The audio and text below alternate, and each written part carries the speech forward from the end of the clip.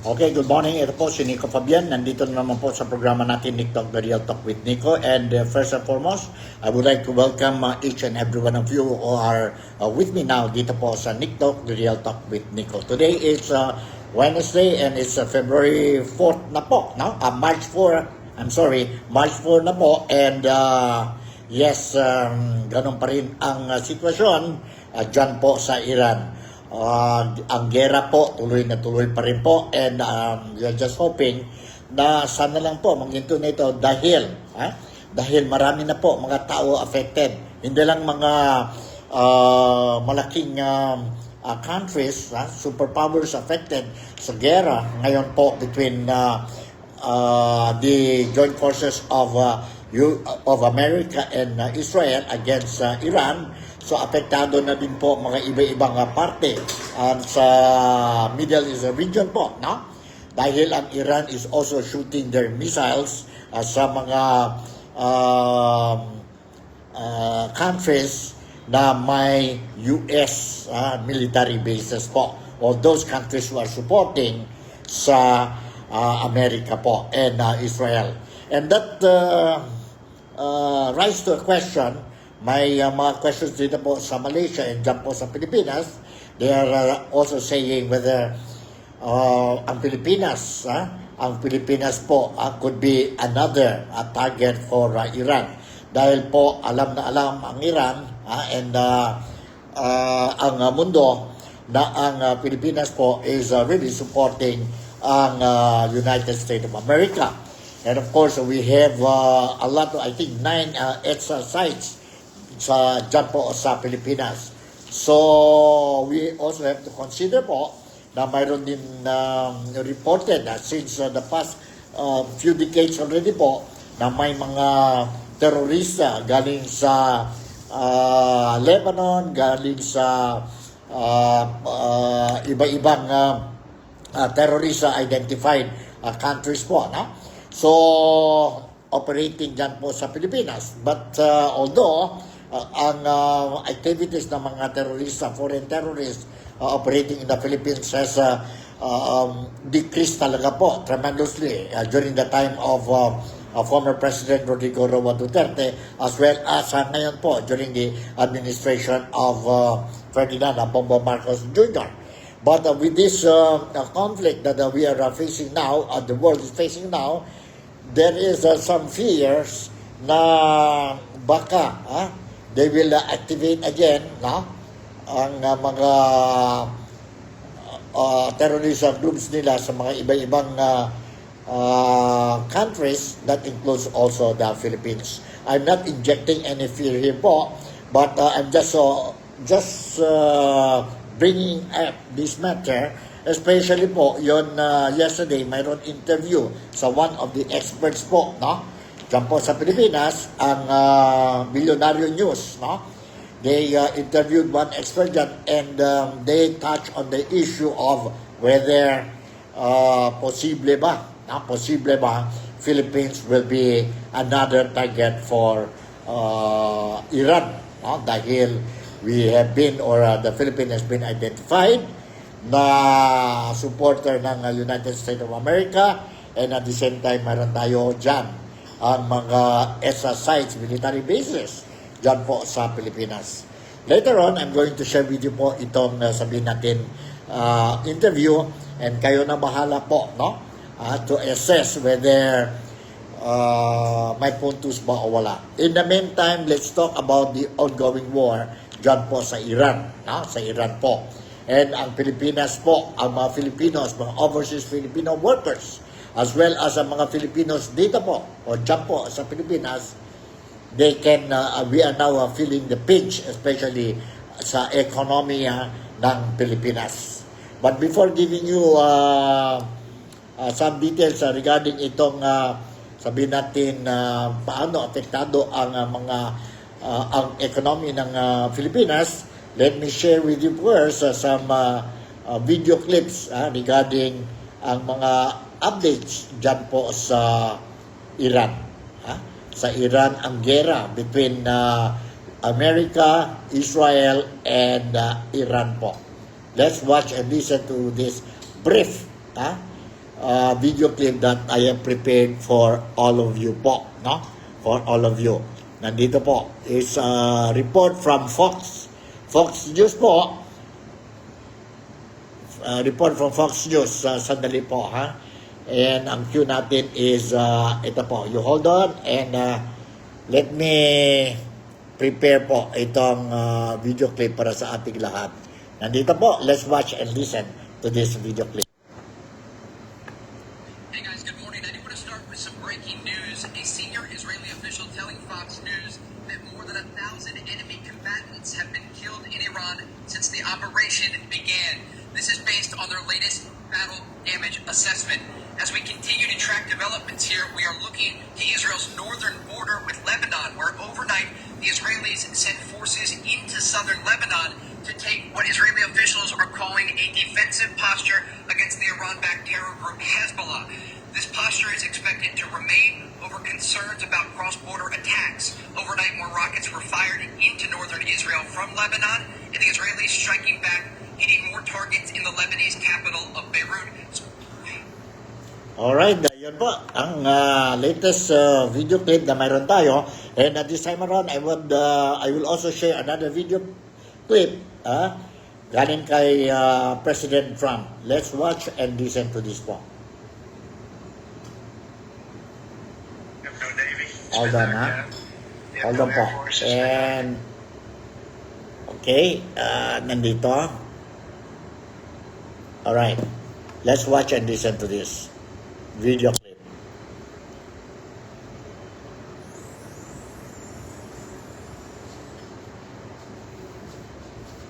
They have no Navy, it's been knocked out. They have no Air Force, it's been knocked out. They have no air detection, that's been knocked out. Their radar has been knocked out. And everything's been knocked out. So we'll see how we do, but we're doing very well. We have a great military, and they're doing a fantastic job. So we'll be talking about that. We have no Navy, it's been... Alright, yan po ang claim ni US President Donald Trump po. Wala nang ang Iran, wala nang Navy, wala nang Air Force po. Na-destroy na po ang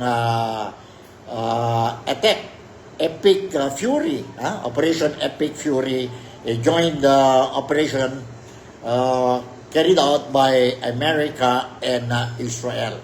So, dahil dyan po, no, marami din na apektado. Hindi lang ang mga Filipinos, mga overseas Filipino workers dyan po sa Middle East, o dyan po sa Iran mismo, dyan sa Israel, no, and mga other areas sa Middle East region po, no, kasi targeted din po ang mga countries like Kuwait, Bahrain, Qatar, no, Dubai, kasi nandoon po ang mga military bases ng United States of America, no, of America. So, because of this po, no, apektado talaga ang overseas Filipino workers natin dyan po sa Pilipinas. But anyway, the Philippine government, under the leadership of President Ferdinand Bongbong Marcos Jr., they are doing their level best to extend whatever assistance needed by these affected kababayan natin po dyan po sa affected areas, no? Sa affected areas. So, I will also be sharing with you po some video clips, no? Tungkol ang mga measures to be taken by the Marcos administration to protect the interest and welfare not only of the overseas Filipino workers who are now affected by the war, but also ang nation natin, ang Pilipinas po, and of course, ang sabihin natin ang mga kababayan natin dyan po sa Pilipinas. Dyan po sa Pilipinas. So, talking about the negative effect, domino effect of the war, nandito na po, we can feel already, no? Ang economic impact. One is, akyat na po ang presyo ng oil natin dyan po sa Pilipinas. In fact, yesterday, akyat po, mayroon ng price increase sa mga gasolina sa oil natin po sa Pilipinas. In fact, if I'm not mistaken, mayroon something like sa gasolina po is 1 peso and 90 cents increase, which took effect yesterday. And expected po, no? Expected, maybe 1 or 2 weeks po, no? Expected na ang increase of gasoline or oil dyan po sa Pilipinas po, no? Will be as high as 10 pesos per liter. Grabe po, if this will happen, grabe na grabe. Why? Because kung mag-increase ang presyo ng oil natin dyan po sa Pilipinas, ibig sabihin po, automatic din po ang presyo ng mga essential goods natin, no? Will also increase dahil ang Philippines is depending, kasi hindi tayong oil producing country, we are agricultural country po, no? So everything we do depende po sa oil, depende po sa gasolina, sa diesel po. Kaya nga apektado talaga ang Pilipinas po. So anyway, let me share with you first ang kanina I was monitoring ang programa ni Ted Filon, and they are touching about this issue ng oil dyan po sa Pilipinas as a result of itong conflict sa Iran. So, let me share with you po, no? Let me share with you ang a portion of the program of Ted Filon this morning po, wherein they touch itong issue ng oil. Nandito po ang report ng GMA 5. Hold on po. Alright, okay. Nandito, let's watch and listen to this. Polio sa Pilipinas. Yan po ang tiniyak ni Pangulong Marcos Jr. sa gitna po ng sigaw sa gitnang silangan na nakaka-apekto naman sa transportasyon ng langis mula sa rehiyon.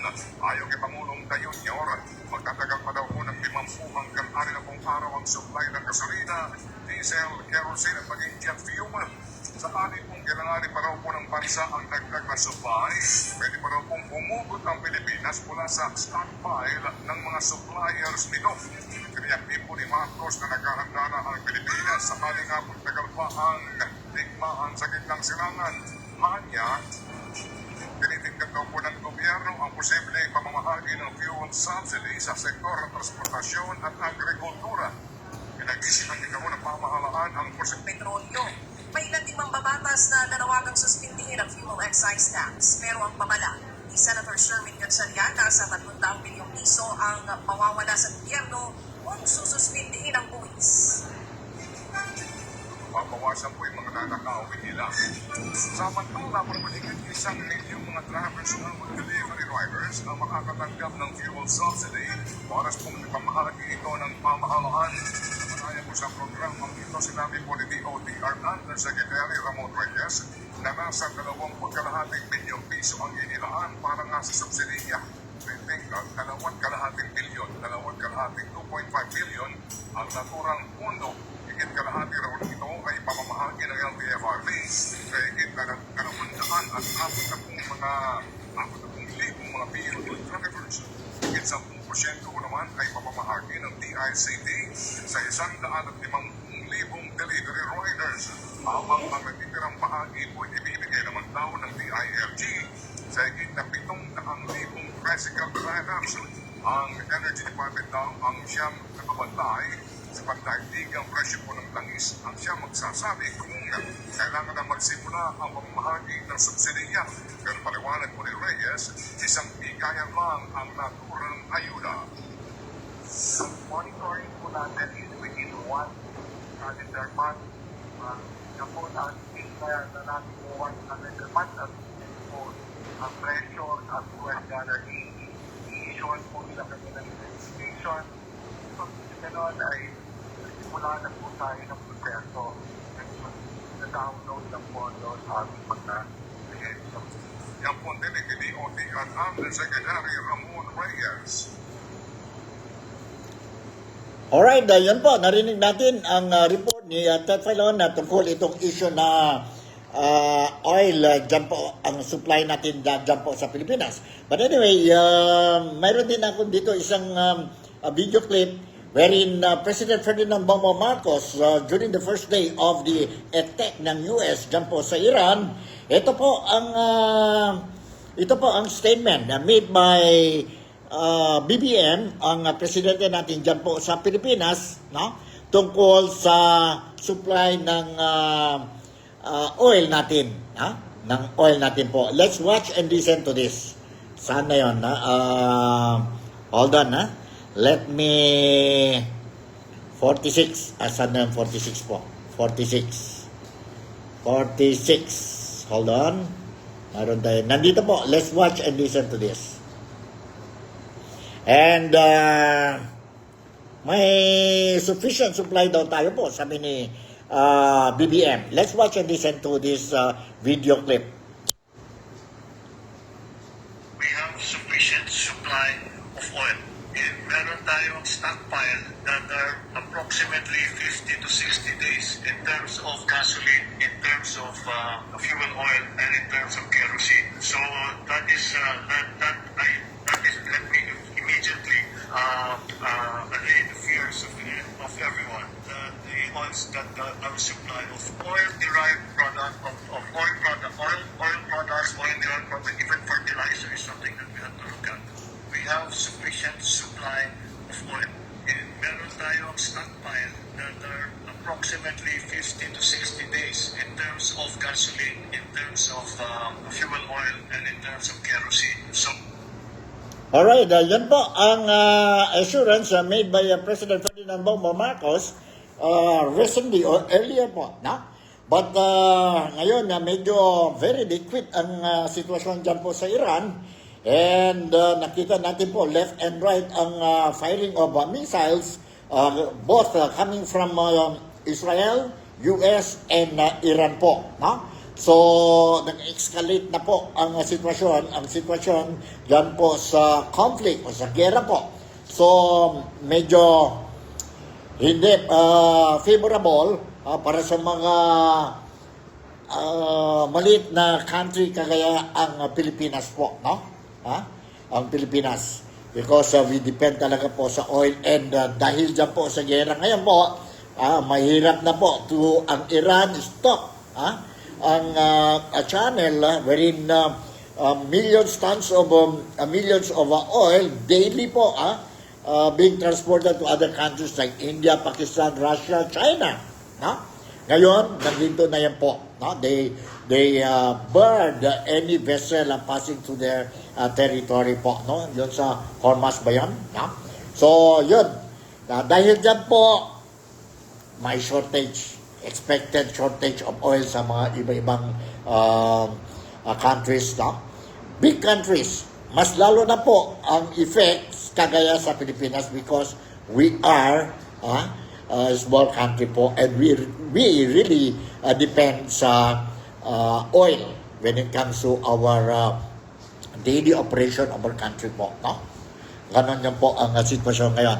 Anyway, President Ferdinand Bongbong Marcos, according to him in his press conference yesterday, that he will be talking to the Congress and ask for a emergency power for him to implement as a solution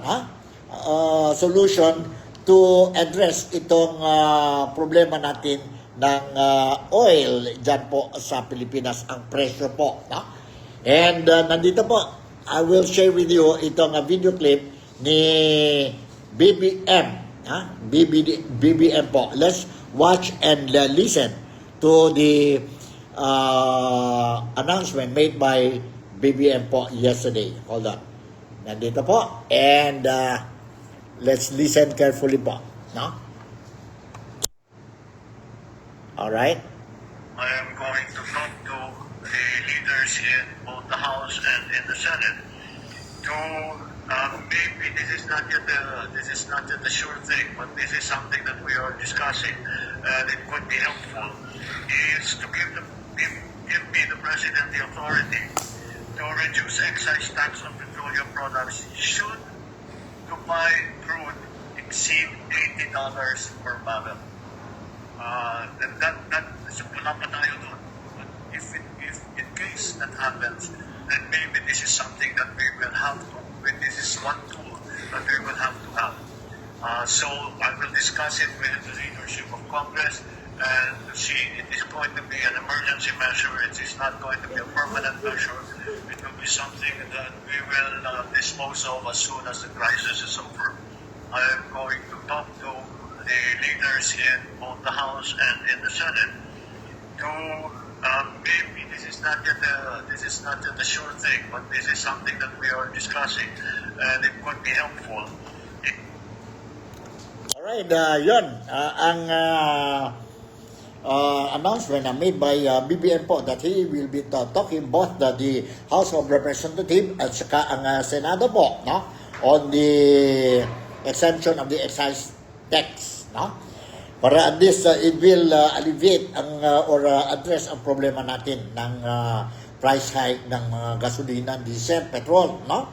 Diyan sa Pilipinas. And paano din po makatulong din sa mga operators natin po, public transportations, no? And narinig na natin po ang mga jeepneys, diyan po sa Pilipinas, sa Manila, they are asking an increase of 2 pesos. 2 pesos yata yun po, no? 2 pesos. So, 1 peso, 2 pesos mataas yun po. And definitely, ang mga commuters, ang public will really feel ang increase, ang effect ng increase. But wala tayong magawa po kasi we are agricultural country and we depend on oil. And hindi ito ang kasalanan ng gobyerno natin. We must remember that this is not the fault of our government. No? And dahil this is the negative effect or domino effect of the war, ongoing war between Iran, United States of America, and Israel po. So, let's just hope na they will solve this problem as soon as possible para back to normal tayong lahat dito sa mundo. If not, then there is a big possibility po kung ganun man po, no? Baka we are entering the World War III po. Remember, let me share you a video clip from Russia, si Putin po, no? Ang leader ng Russia po. I have a video clip dito and I will share this with you and listen to the message of Russian President Vladimir Putin. Nandito po. Let's watch and listen to this po. Sana yun, 124. Alright, hold on. Okay, nandito. Let's watch and listen to the message of a Russian leader, si Putin po. Nandito and listen carefully.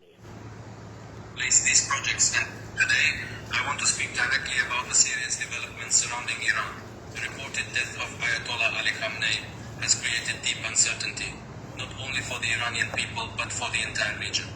Russia views this moment with great concern. Stability in the Middle East is not an abstract matter for us. It affects global energy markets, international security, and the balance of power. Iran has long been an important partner to Russia. Over the years, we have worked together on energy cooperation, transport corridors, and peaceful nuclear projects. These efforts were designed to strengthen economic growth and regional stability. Any sudden political shift or prolonged instability could place these projects and broader regional progress at risk. We are also mindful of the global economic consequences. Disruptions near key maritime routes, including the Strait of Hormuz, could impact energy supplies and create volatility in international markets. This would not benefit any nation. Russia believes that respect for sovereignty and dialogue between nations remain the only responsible path forward. Escalation will only deepen uncertainty and harm ordinary citizens across multiple countries. The world does not need further division. It needs careful diplomacy, strategic patience, and a commitment to stability. Russia stands ready to engage constructively to prevent further deterioration and to protect long-term peace and cooperation. Alright, yun po ang mensahe ni Russian leader Putin wherein he was saying the continuation of this war will not benefit anybody po, no? Will not benefit anybody. But maganda lang dyan po because si Putin never mentioned that he will be sending whatever he got po to protect Iran. To protect Iran po. So, that's good news para sa akin. That's good news po. But apart from Russia, ang China din po, who is also depending, ang oil nila dyan po sa Iran po, no? They did not interfere dito po sa gera. Instead, China is calling US and Iran and Israel to stop the war and go back to the negotiating table. So, Russia, China, okay na po. But they are really identified close friend of Iran po. No? So, let's see what will happen and let's hope that we will solve this problem po so that we are not going to yung mga possibility, you know. Some people were saying if Russia will come in, China will come in, and Iran will join forces with Russia and China, then this might trigger World War III. Sana lang po it will not happen. Sana lang po it will not happen. So, yun po ang sitwasyon ngayon. Alright. Another fear, no? Another fear. Ang negative effect, ang mga overseas Filipino workers po dyan sa Iran, sa Middle East, sa Jerusalem, or dyan po sa Israel, apektado po sa conflict. And nandito po ang advice, request ni President Ferdinand Bongbong Marcos to all the overseas Filipino workers in the affected areas po and also mga Filipinos dyan po sa Pilipinas. And he assured that his administration will continue to do everything to protect the interests and welfare of every Filipinos, not only the overseas Filipino workers who are now affected by this conflict or in this conflict po, but also the Filipinos back home. Filipinos back home. Nandito po, let's watch and listen to the video message of President Ferdinand Bongbong Marcos. Nandito po. Unang-una, Hold on, okay? Nandito. Let's watch and listen to this.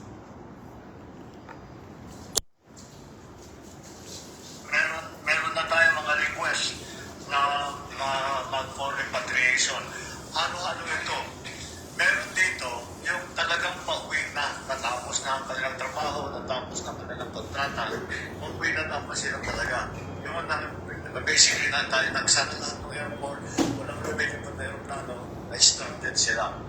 At yung isang grupo naman ay yung mga tiga doon na gustong lumabas at umalis doon sa danger area. So, as of early this morning, 10 ang gusto magpa-repatriate from Iran. Ang pinakamarami from Israel, 297, 22 from Jordan, 231 from Bahrain, 586 from Dubai, 270 from Abu Dhabi. Altogether, that's 1,416 Filipino nationals who would like to have requested repatriation. Ito ngayon ang problema. Ang problema, walang lumilipad sa aeroplano. Yung mga airport ay tinatamaan na. We have heard reports of attacks on different airports around the region. Generally, this is by Iran. Yung mga tumulong sa Amerika, yung mga tumulong, yung mga bansa na tumulong sa Amerika, kinaatake ngayon ng Iran as retaliatory strikes.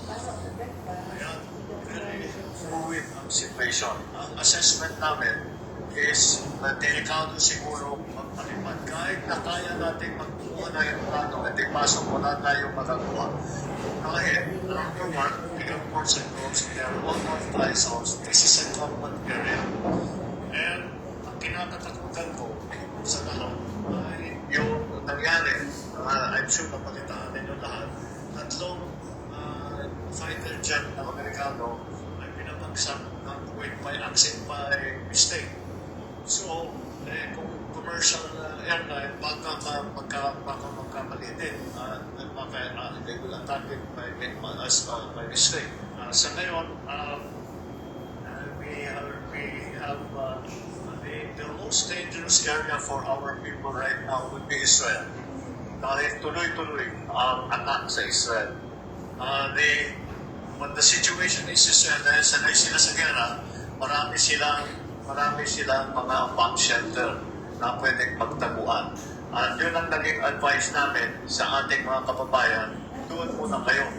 Para maging mas maginhawa para sa kanila, kumuha tayo ng nakipag-usap tayo sa mga iba't ibang hotel na malapit doon sa bomb shelter na doon sila muna at pagka may air alarm, tumakbo muna sila sa bomb shelter. And that is the advice we have given to our nationals in Israel and also our nationals everywhere else. If you are in the same place, malayo naman kayo, just stay put and be safe. And we will slowly try to find ways. For those who want to be repatriated, we will find ways to get you out safely. And that is the key thing here.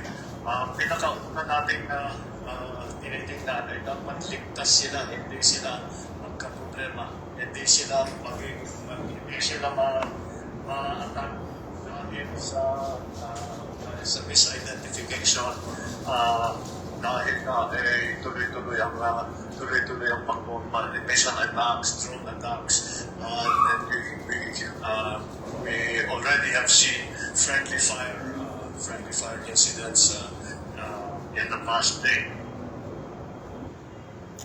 Alright, yun po, narinig natin ang statement, a video statement na made by BBM or President Ferdinand Bongbong Marcos Jr. regarding ang mga plano, ang mga advices po para sa mga overseas Filipino workers affected sa conflict ngayon.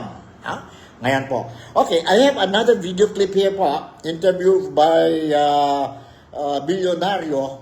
Para sa akin po, this is something that is disturbing. And although I'm not trying to inject fear dito po, no? But this is an interview made public. And let's see po kung ano man ito po, may puntos ba ito o wala, no? But it's worthwhile sharing this video clip, ang interview po by Bilyonaryo News, dyan sa agenda program nila po. I think it was yesterday, wherein, is there any possibility, posible ba po, that ang Pilipinas will be a target, Iran will target the Philippines because, one, we are identified as a strong supporter of United States and Israel. Second, we have 9 EDSA military bases, EDCA military bases sa Pilipinas. So, nandito po. Let's watch and listen to this interview. And I'm not injecting any fear dito po, no? I just want to share with you po itong video clip, no? Video clip po. So, at least we will just be aware of what is happening po. And nandito, let's watch and listen. 121. Hold on, 121 ang queue natin. Where is 121? 121. Hold on. Expert. Alright, 121. Medyo nahirapan tayo maghanap ang 121. Sandali po.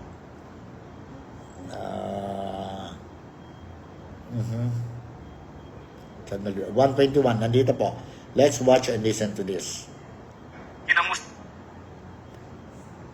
Hold on po. And nandito po.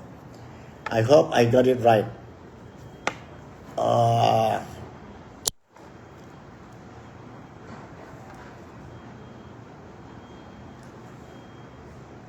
Sandali po. Ng opisya. Mahigit 80 overseas Filipino workers ang stranded sa Hong Kong International Airport nitong linggo, Marso 1. Ito ay matapos kanselahin ng mga flight patungong Middle East. Alright, sorry. Anyway, let's continue. Sa rehiyon. Agad nag-deploy ng team ang Migrant Workers Office o OFW of Hong Kong upang magbigay ng airport assistance at guidance sa mga apektadong manggagawa. Kabilang sa ibinigay na tulong ang pagkain, basic necessities at referrals kung kinakailangan. Nakaantabay ang MWO team sa paliparan para sa mga real-time updates sa biyahe. Pinayuhan din ang mga pamilya ng mga stranded na OFW na makipag-ugnayan sa kanilang hotline. Samantala, personal lang mong binisita ni Overseas Workers Welfare Administration OWA Administrator Patricia Yvonne Kaunan ang ilang stranded OFW sa Naian Terminal 3 OFW Lounge araw ng linggo. Kinamusta ng opisyal ang kalagayan ng mga biyahero at tiniyak na nakatutok ang OWA at iba pang ahensya sa kaligtasan ng mga Pilipino sa Middle East. Patuloy ang koordinasyon ng gobyerno para sa posibleng rebooking o repatriation ng mga naipit na manggagawa. Alright, yun po ang sitwasyon sa Hong Kong Airport, no? And let's go back ngayon. Let's see ang ano natin, ang video clip ng bilyonaryo interview. Hold on po, ha? And let me check first. Let me check 120. Hold on, ha? Okay, ito na ba yun? Hold on. Ability could place these projects, and today I want to Hold on, ha? Medyo...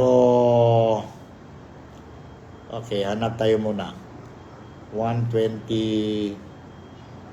124. Okay, sandali. Medyo... Wala yata. Nawala yata ang ano natin dito, ang report. Ang report po. Bilyonaryo. Hold on po. Other groups, sympathetic. Nandito po. Let's watch and listen. Let's watch and listen to this. Parang... Other groups, sympathetic to the... Okay. Medyo... Nawala ang ano natin. Nawala ang video clip natin po, no?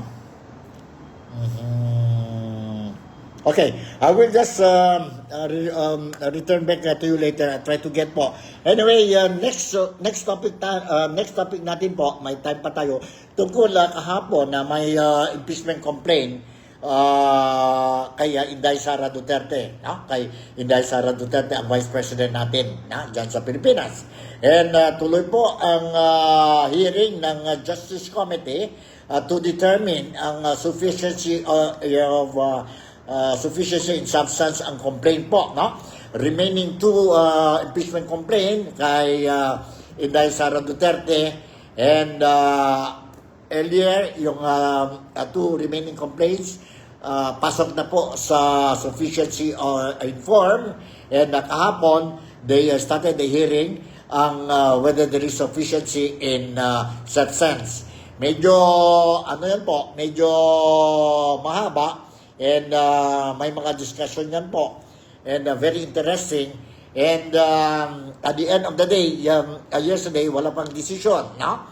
Ang votation whether mayroon ba o walang substance ang third and fourth impeachment complaint against Inday Sara Duterte. And today they will going to conduct another hearing, and hopefully baka they will do the votation already kung may substance ba ang fourth and third and fourth impeachment complaint of Inday Sara Duterte.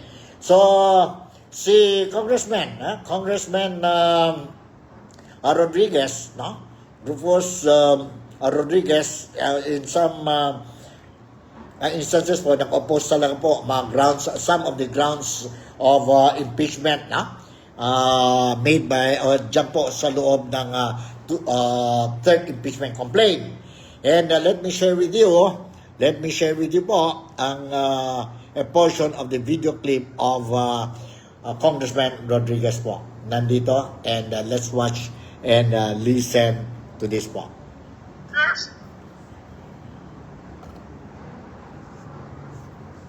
Hold on. Hold on, nandito po. Let's watch and listen. Number one, the first round is Vice President Duterte committed culpable violation of the Constitution. There is none. There's no direct. We cannot have a violation of general principles of state policy.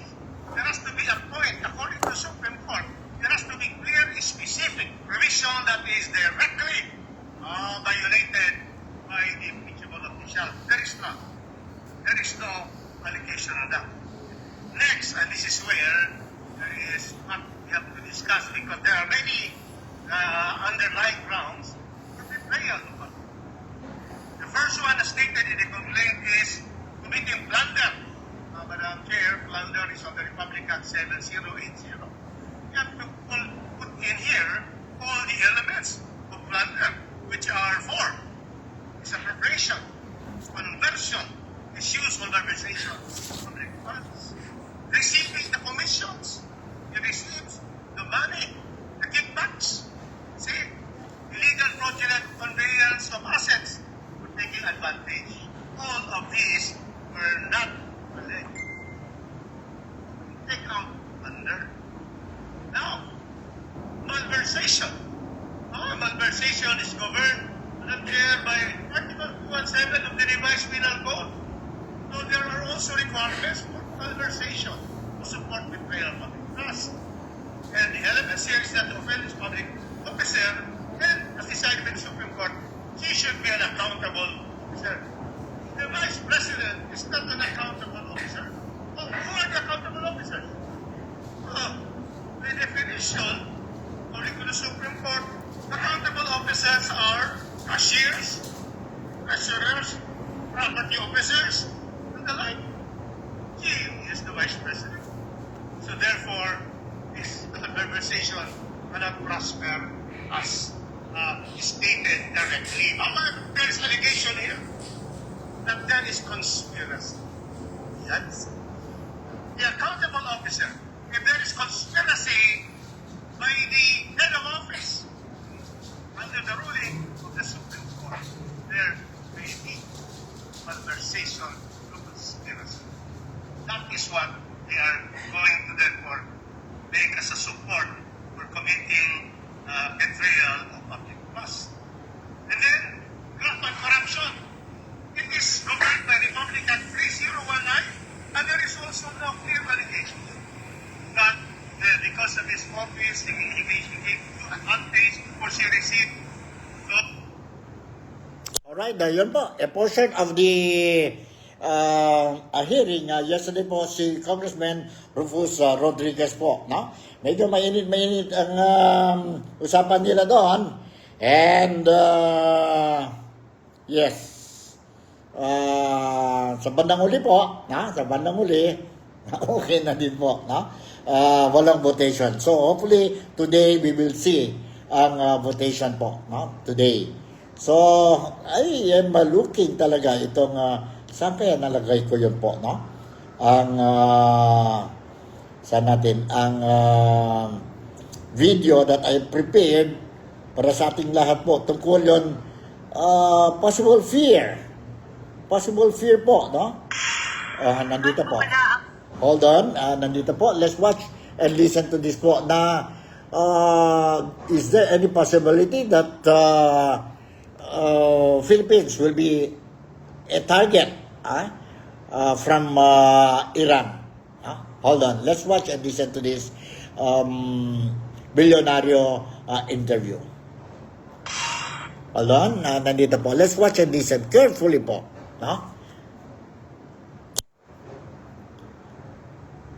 Nagpamala ang isang foreign policy expert na posibleng madamay ang Pilipinas sa gulo sa gitnang silangan.